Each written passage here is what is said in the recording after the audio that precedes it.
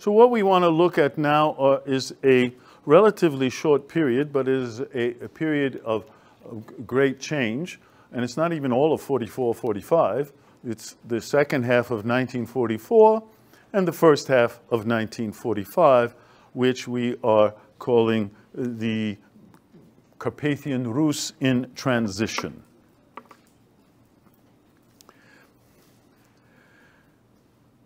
Now, Hitler, Nazi Germany's conquest of Ukraine and other parts of the Soviet Union,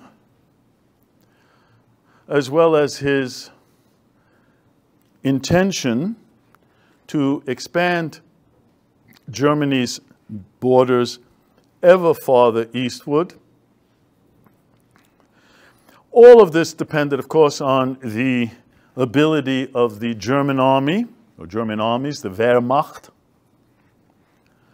to continue its success on the battlefield, in particular against the Soviet Red Army. And as we know from the very beginning, in June 1941, the Blitzkrieg, incredibly successful, and continually so. They almost made it, they made it to the outskirts of Moscow. They besieged Leningrad. Neither fell in the end, but that's how far they got. But what seemed to be the invincibility of the German military machine came to an end at the outset of 1943.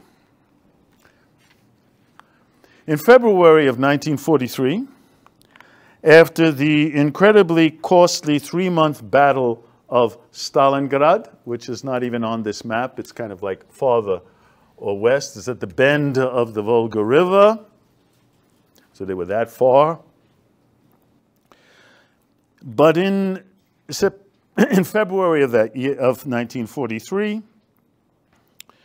3 months of this battle, in fact, more soldiers were lost at the Battle of Stalingrad than the American army lost on all fronts throughout the entire World War II. So this battle was horrendous. But after 3 months, in February 1943, the German forces, for the first time, and in violation of orders of Hitler, by the way, capitulated. More than symbolic, the tide of the war now turned. And from then on, Soviet armies were on the offensive, not on the defensive. Albeit advancing very slowly, but advancing slowly and steadily westward. By the end of 1943, they had reached Kiev. By April 1944, they were approaching the Carpathians. And as you can see on this map, here's the front in October 1943. Then December, they reached Kiev. July 13, in the middle of the summer, they are getting close to the Carpathians. I should, 44, not 43.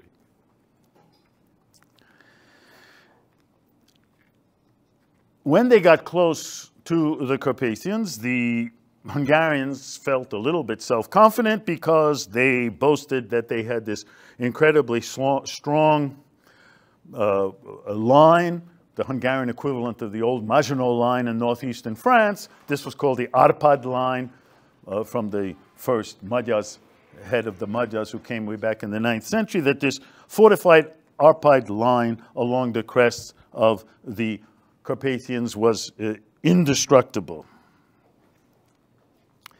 Now, included among the Soviet forces that were moving steadily westward was a contingent of Carpatho-Rusyns. Well, where did they come from and who were they? Well, actually, they were part of a Czechoslovak unit that was fighting within the ranks of the Soviet army. And this unit had come into existence in a rather strange way. You remember that I just mentioned back in 39-40. You had these young Carpatho-Rusyns fleeing from Hungary, crossing the mountains, and the Soviets, what do? In their classic thing, they put them in prison. Well, at the end of 1942, military emissaries of the Czechoslovak government in exile, which was actually by this time in London, they were able to convince the Soviet authorities to release these Carpatho-Rusyns from forced labor camps where they had been held since they fled there, as we just saw, from their Hungarian-ruled homeland. And what came into being was known as the Czechoslovak Brigade, or the First Czechoslovak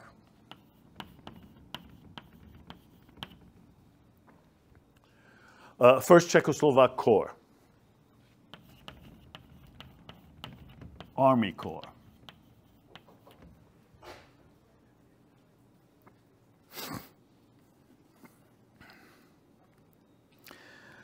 This Army Corps in the beginning, when it was established in late 1942, early 1943, had about 3,000 soldiers just from Subcarpathia alone, and they represented, depending on the period, anywhere between 25 and 65% of the total. So a very high percentage of this Czechoslovak Army Corps was made up of Carpatho-Rusyns.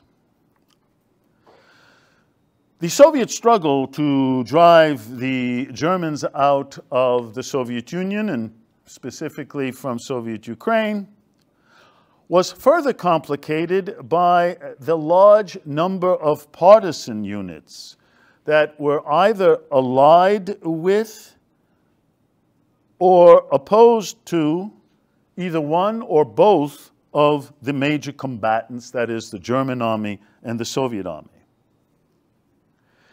Now, one of these units, these underground units, was something known as the Ukrainian Insurgent Army.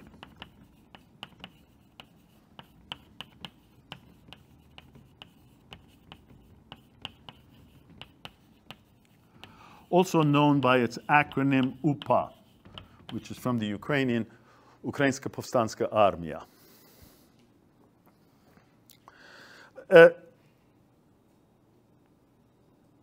This body came into being in the northwest regions of Ukraine sometime in 1942. As I say, it was better known by its acronym UPA. And it came to be dominated by followers of a man named Stepan Bandera, who was one of these underground figures in Polish-ruled Galicia, north of the mountains, during the interwar years, opposed to Polish rule. And since the army then was led primarily by his followers, the army also came to be known in popular parlance, usually in negative parlance, as the Banderites, that is, the followers of Stepan Bandera.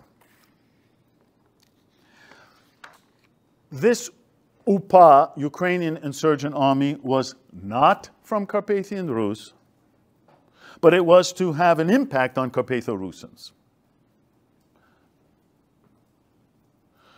This UPA clashed with both the Soviet army and the German armies. But they fought even more intensely against Polish partisans and the underground Polish Home Army, because they were also active in Western Ukraine, because they felt that when Poland gets restored after the war, it should also include, as it had before the war, these areas of Western Ukraine and Western Belarus. Well, the Banderites, the UPA, was opposed to this. And so the struggle between these two bitter opponents, Ukrainian underground, Polish underground, especially costly for the civilian population, since the UPA worked to drive out all Poles from their homes and territories, which they thought would be part of a future independent Ukraine. And at the same time, the Polish underground home army and its partisan units also wished to secure these very same areas, which effectively were known as Western Volhynia and Eastern Galicia, which they were convinced should belong to a post-war reborn Poland. Now, this UPA is engaged with everybody. They're fighting against the Germans, they're fighting against the Soviet army, they're fighting against the Soviet partisans, they're fighting against the Polish partisans. You can imagine it's a little bit difficult. And as their fortunes waned, their remaining forces moved continually westward, eventually finding refuge where? In the high mountainous areas of Carpathian Rus. And this is where they were during the last months of World War II in the first half of 1945. And as we shall see, some Carpatho-Rusyns, especially in the Lemko region, these Lemko-Rusyns, were to be drawn, however unwillingly, into the political and military maelstrom surrounding the UPA, Ukrainian Insurgent Army. And that's why I had to mention this, because they're not going away either. As the Soviet army is then moving steadily westward, the whole question of Europe's post-war political order became an ever-increasing concern for the Allied powers. And the Soviet Union was, of course, an Allied power, full-fledged Allied power in Europe alongside Britain, France, and the United States.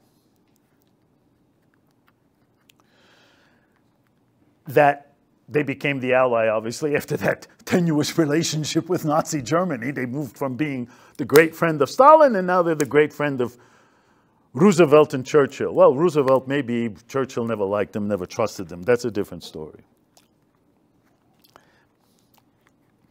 Now, exiled leaders from states, both like Czechoslovakia and Poland, they're exiled governments, both of them actually in London. They also lobbied hard and succeeded in convincing the Allies that their countries, which no longer existed during the war, deserved to be reconstituted after the war was over. So they wanted to make, as part of Allied policy, the reconstitution of Poland, the reconstitution of Czechoslovakia. Czechoslovak political leaders, headed by former President Edvard Beneš, set up in July 1940 this government in exile, as I said, in London. And the Allied powers, Great Britain, France, the United States, and after 41, the Soviet Union, all of them, this is important, agreed that the Munich Pact of September 1939 was invalid, and that after the war, Czechoslovakia was to be reconstituted according to its pre-Munich boundaries. So there's always that expression, the pre-Munich boundaries. What did that mean? That meant that Subcarpathian Rus was again expected to be part of Czechoslovakia. And as early as the summer of 1941, the Czechoslovak government in exile initiated talks with Soviet officials. And as contacts between those two sides increased after 1943, Czechoslovak leaders just simply acted on the assumption that Subcarpathian Rus would remain part of their post-war country.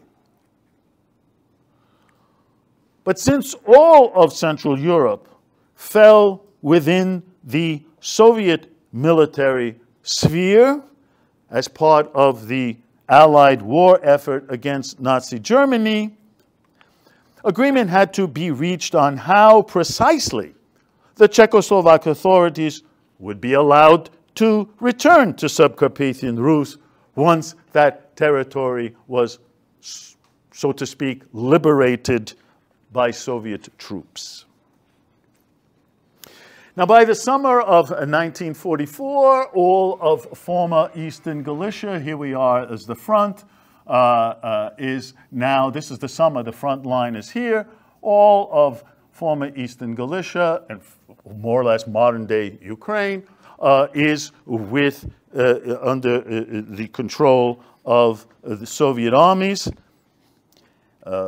was headed by the so-called Fourth Ukrainian Front under a man named Ivan Petrov.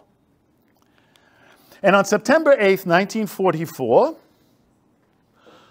the Carpathian Dukla operation was launched with the purpose of crossing the mountains and eventually driving the German and Hungarian armies out of the Danubian basin. The point was, the plan was, you'll get to Berlin easily, not by going straight, because the Germans are going to defend it. So you go to the soft part, you get hungry first, and come around like this. So that was the plan of the Soviets.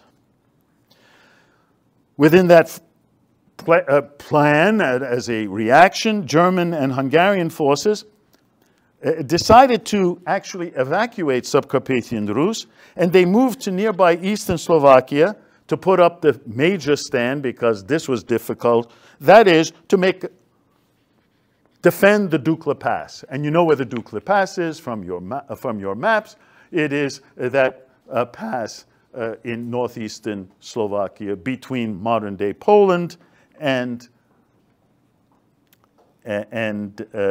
Slovakia. The Soviets always had a sense of self-confidence. Okay, we come to the pass. We'll get past the pass in a week. Well, the battle of the Dukla Pass lasted nearly 2 months instead of 1 week. Didn't really end until early October. The Germans and their Hungarian and Slovak allies were finally defeated in early October, but only after 150,000 casualties. And of the 150,000 casualties, not unexpected probably, because we know Soviet tactics and Russian tactics in the military, just keep throwing men, doesn't make a difference how many die. So of the 150,000 casualties, 2/3 were on the quote-unquote victorious Soviet side. Among those casualties, by the way, were members of that first Czechoslovak Army Corps that was fighting within the ranks of the Soviet army. Some would argue they were deliberately put up front as kind of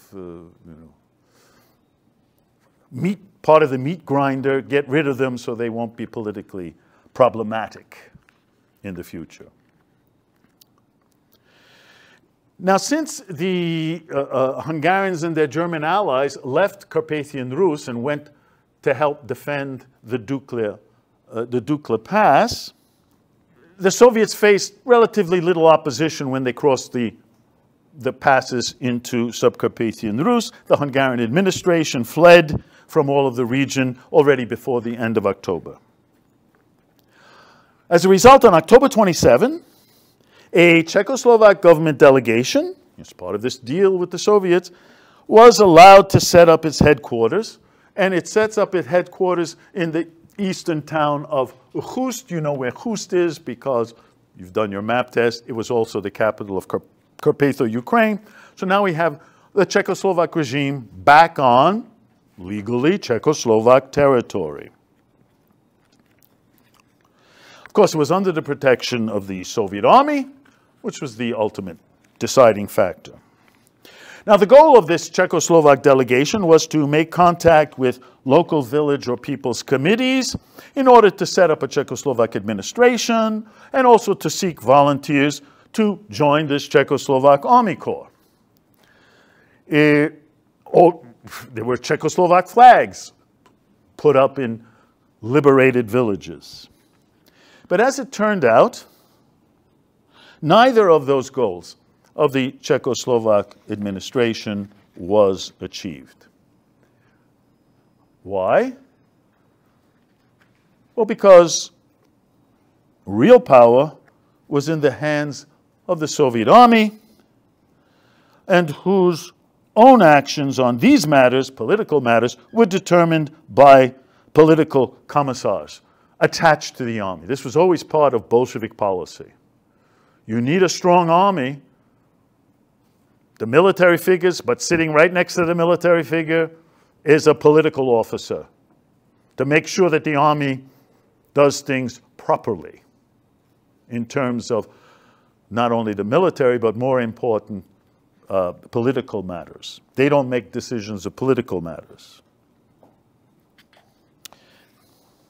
In essence, then, the political commissaries sent by Stalin had to act and influence the army to act in behalf of political goals. And what were those political goals? Well, Stalin had already decided that because of its strategic geographical location, Subcarpathian Rus, which was south of the Carpathians, should belong to the Soviet Union. His reasoning, simple. Control of the region would in the future allow Soviet troops direct access without any barriers to the Danubian basin without having to cross the Carpathians. And guess what? In 1956, when the Hungarians rose up against the Soviet Union and their revolution was crushed, where did the Soviet troops come from? Subcarpathian Rus, Transcarpathia. In 1968, when Czechoslovakia tried to reform itself into a socialist, to create socialism with a human face, Soviets didn't like this. They sent in, together with their allies, 450,000 troops. Where did the Soviet army come from? Subcarpathian Rus, Transcarpathia. So Stalin knew what he was doing. There was a problem. What was the problem? The war is still going on. He's still an ally with the United States, Britain, and France. He already agreed that Czechoslovakia is supposed to be recreated according to pre-Munich boundaries, which means that Subcarpathian Rus was to be part of a new Czechoslovakia, a renewed Czechoslovakia. So how are you going to square that one? You political science students, what do you think? How are you going to overcome that challenge? Well, something needed to be done. Something needed to be done to show that it was not the Soviets wanting to expand their boundaries, but rather the local population itself, which desired unification with its alleged brethren to the east. And so it is not surprising that Soviet political advisors sought out amongst Subcarpathia's inhabitants members and sympathizers of the local Communist Party, which, by the way, was the largest party in the region before the war. Now, in fact, in this period, the Hungarians leave. Spontaneously, people's committees spring up in virtually every town and village. You have to have some kind of authority because the Hungarian authorities just fled. And initially, these people's committees in each town and village, each one was made up of activists of various political backgrounds. And many of them favored the reestablishment of Czechoslovak rule. I mean, that's what many expected. By early November 44, however, just a few days after the Czechoslovak administration arrives, local communists and other pro-Soviet sympathizers, they now came to dominate these people's committees and the movement for union with the Soviet Union was now underway. First step, the reestablishment of Subcarpathia's Communist Party, legal party under Czechoslovakia, banned obviously during Hungarian rule. Now it gets reconstituted at a first conference in the town of Mukachevo, which of course you know where it is, in the middle of Subcarpathian Rus, on November 1944, Subcarpathian Communist Party is restored.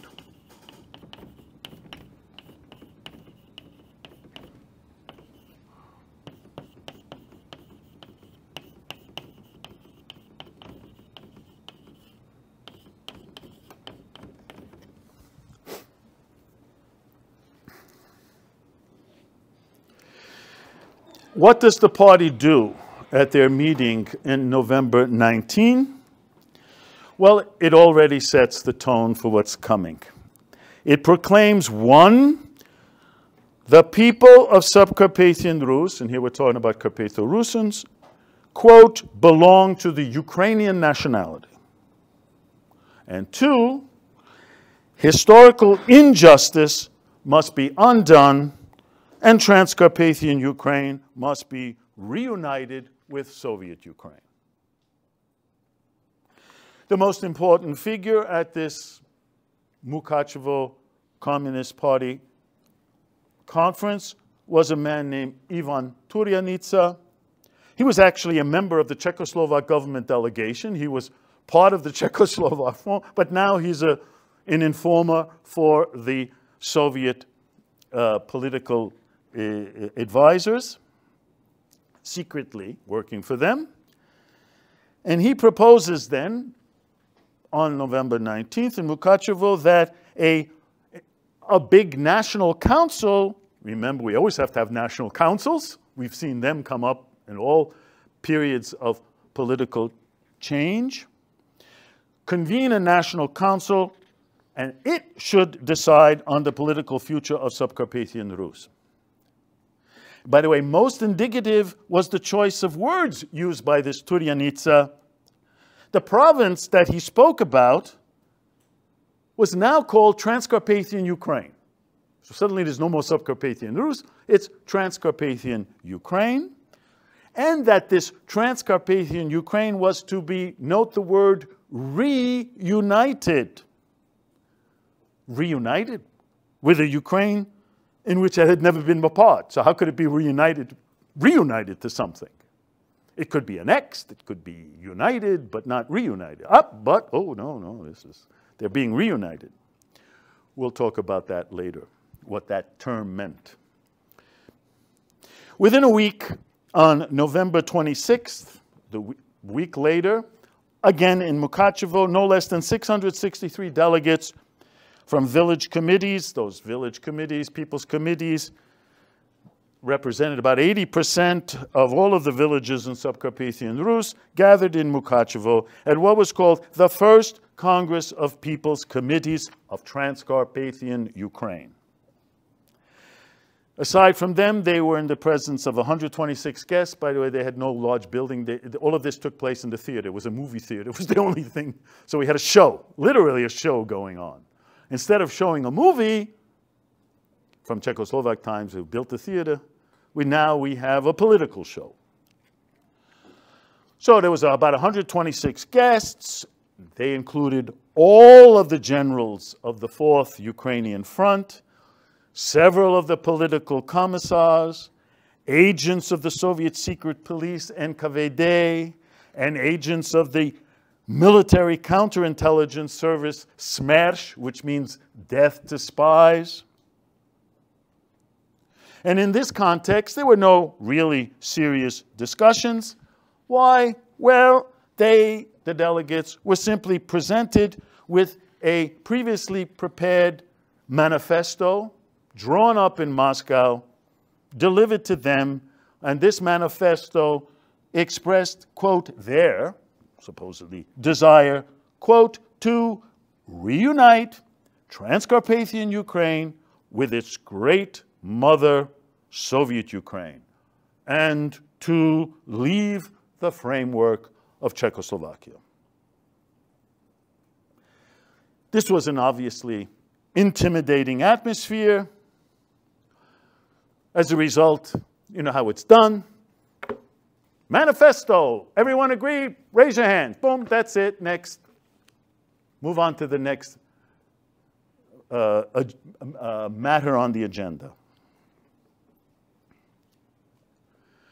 Until the time when the Soviet government would accept Transcarpathia's request. Now, remember, this is just the locals now calling for this. They want it. Soviets don't know about this, or, you know, they're not going to automatically accept this, right? So we have to wait.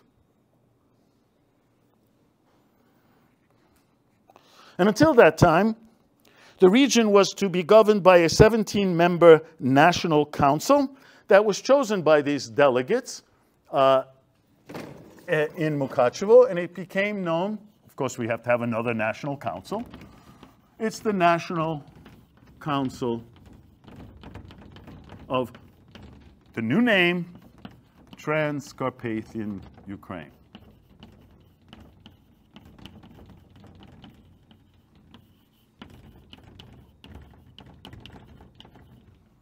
"17 members, created in November 1944.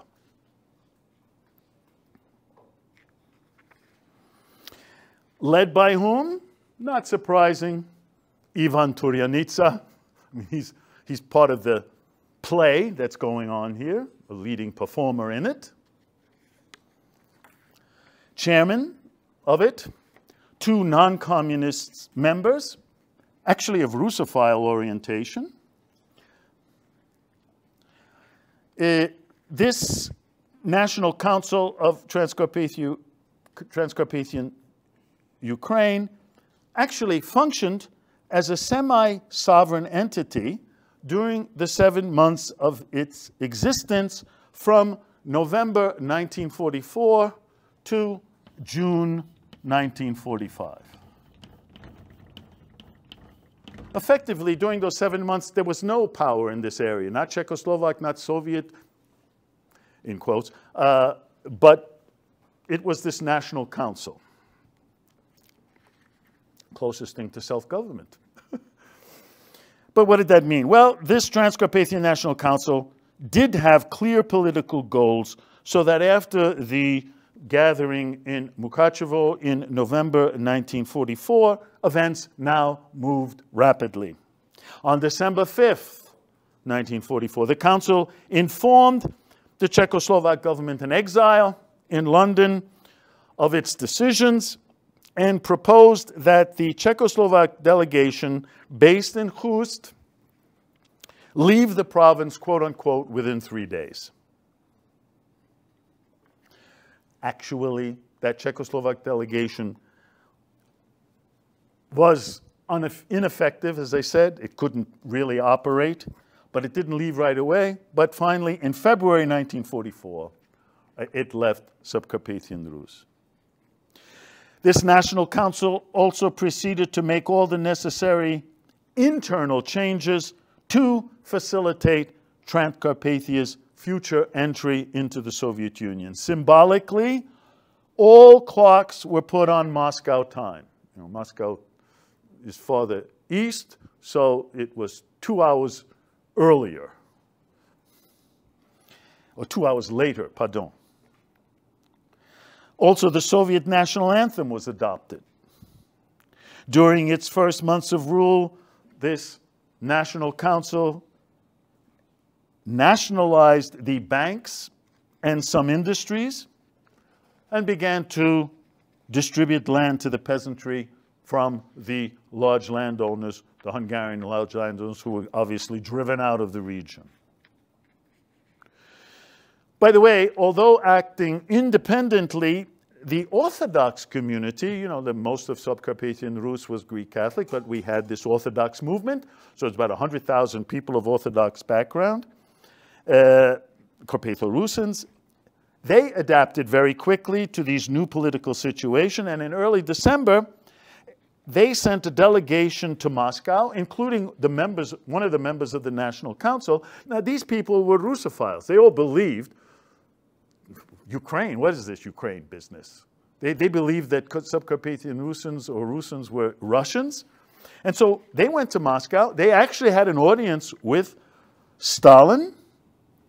And they requested, yes, their homeland should be united with the Soviet Union. Fine. But not with Soviet Ukraine. Instead, the Orthodox delegation argued it should comprise a distinct Carpatho-Russian autonomous republic. Again, autonomy doesn't go away. But now this is a Carpatho-Russian autonomous republic, distinct. And by the way, Soviets had done this in other parts. I mean, look at Moldavia.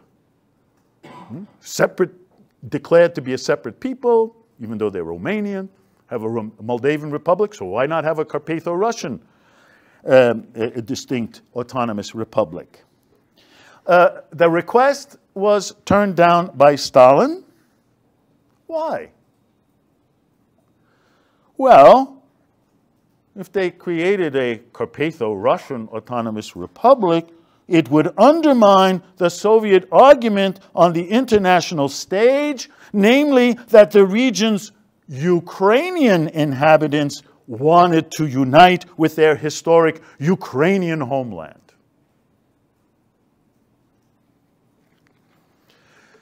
The Czechoslovak government in exile actually did not oppose these developments that were rapidly unfolding in Subcarpathian Rus. Did not oppose. One might ask why. Well, the position of the Czechoslovak president in exile, Edvard Beneš, quite understandable. Remember, by the way, this is the same Edvard Beneš which was removed from power as a result of the Munich Pact because his allies, France and Germany, France and Britain did him in. And so he's going to trust the West? Aside from the fact that German and Hungarian forces had still not been driven from the rest of Czechoslovakia. And who could do it? It's only the Soviet armies because it was in the Soviet sphere. In fact, even several Czechoslovak leaders feared that any dispute with Moscow might lead to the loss of Slovakia. I mean, the Soviets could turn around and create a separate Slovak Soviet Republic. And so, Czechoslovak leaders began to convince themselves that Subcarpathian Rus was not of central importance to their cause and their survival. Now, Stalin's views on the Central and Eastern European region were governed by two principles. Two principles. One, that the boundaries of the Soviet Union must be extended farther westward from what they had been in the interwar period. So here's the interwar boundaries. Definitely have to be extended farther westward. And that the countries along the new western border, like Poland or Czechoslovakia or Hungary or Romania, as examples,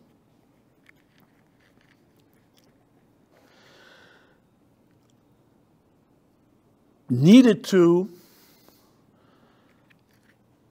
acquiesce to Soviet presence, and they must be then allies of the Soviets in any future conflict with Germany, because this was, Stalin was crazed about Germany. And there's some legitimization to be so. It's his greatest fear. that Germany is still not, you defeat Germany, it's still not going to be defeated.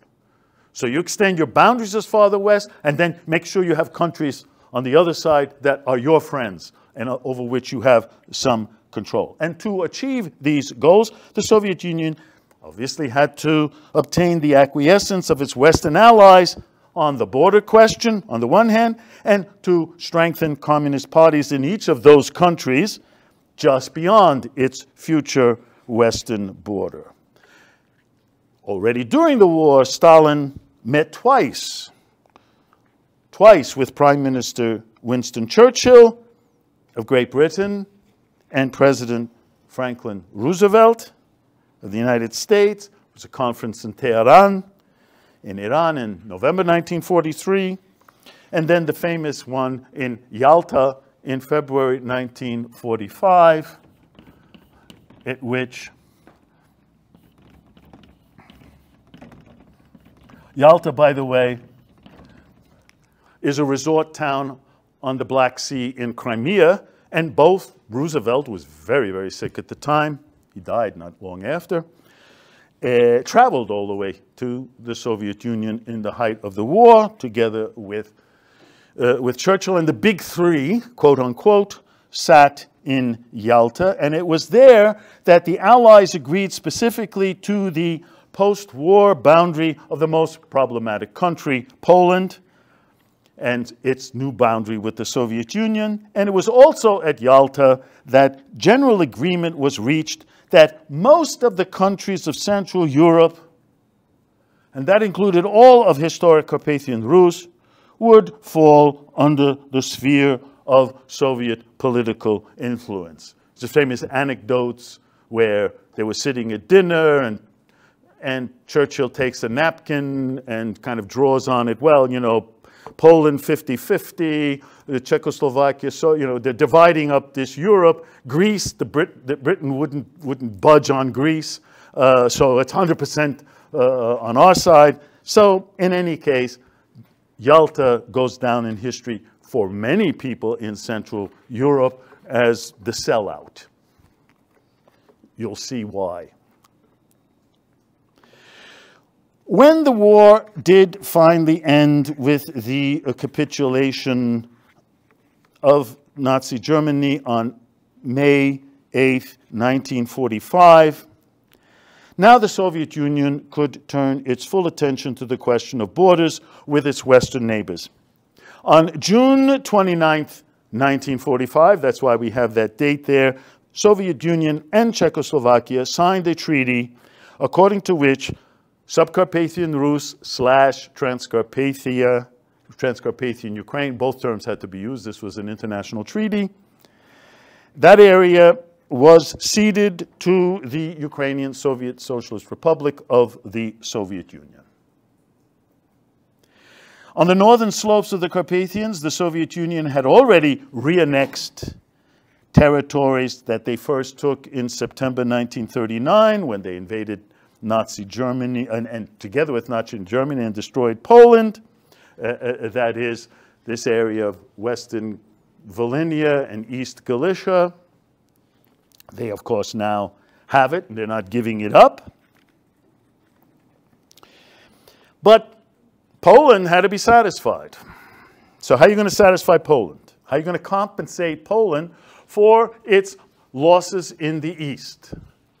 Well, effectively, you just pick up Poland and move it west. You take territory from the east and you compensate Poland with former German inhabited territories in the west. And that's what you have here. The orange is the new Poland, and those areas that were lost to the Soviet Union here in the east, and those areas that were gained from Germany, these lines in the west. Places, regions like Silesia, Pomerania, East Prussia. So, literally, you picked it up and move it. Changing borders was one thing. And I'm going to end on this subject, borders and peoples. So yeah, you could change the borders. But what about the people of a given nationality who now suddenly found themselves living in a state other than quote-unquote their own. What should be done then with the hundreds of thousands of Poles within now the western regions of post-war Soviet Ukraine and Soviet Belarus? What do you do with them? Or the tens of thousands of Ukrainians and other East Slavs still stuck in post-war Poland? What about the smaller numbers of Czechs living in western Ukraine, in Volhynia, going back to the 19th century? Or Carpatho-Rusyns in post-war Czechoslovakia, that is, in the Prešov region of northeastern Slovakia. You're changing the borders. What about the people? Well, by the end of World War II, policymakers throughout Europe, not to mention other parts of the world, and we can think of South Asia and the Indian subcontinent as the ultimate example of population exchanged. So leaders in the world after the war were convinced that one way to avoid future conflict was to solve the problem of national minorities by moving populations. After all, how did this war begin? Remember? It was Hitler saying, oh, I have to protect our poor little Volksdeutsche, these German minorities living in various countries of Europe. Right? So, in a sense, it was the national minority question which was a cause of the war. And now, how are we going to resolve this? Well, you solve the problem of national minorities by moving the populations. The ideal solution would be one, obviously, in which ethno-linguistic boundaries would coincide with political or state boundaries. And with this in mind, the governments of Poland and the Soviet Union signed an agreement already in September 1944 that provided for the mutual exchange of populations between those two countries. Namely, Poles from the western regions of the Soviet Union, ethnic Poles who had been living there for centuries, while East Slavs in Poland, some of them living there for centuries as well. That included, for the East Slavs in Poland, ethnic Russians, Belarusians, Ukrainians, Carpatho-Rusyns. They would be resettled to the Soviet Union. And so between November 1944 and September 1946, specifically in our context, about 80,000 Lemko-Rusyns were resettled in Soviet Ukraine, ostensibly voluntarily. Well, you know how voluntarily things work in wartime, let alone in a Soviet-dominated world. And as a result, most of the central and eastern parts of the Lemko region were actually depopulated.